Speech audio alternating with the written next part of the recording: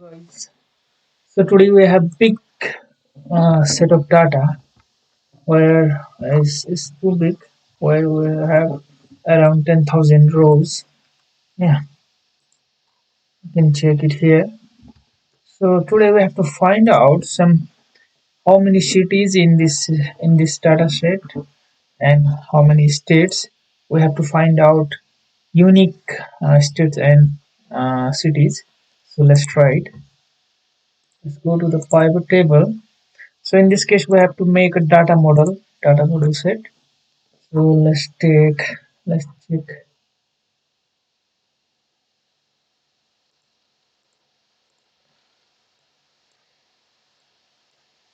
Just take it gives the whole number of cities which is written there, which is around 9,000 something. These are repeated many times.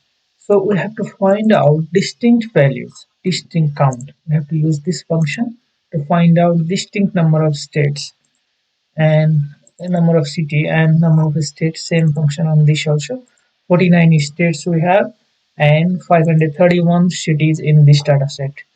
Yeah, same way we can, if we are to find out the number of cities and state, yeah, state wise cities.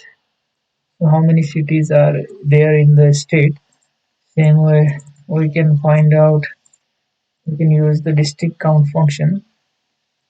Here in Alabama city, there and Alabama state, there are eight number of cities where our store is there.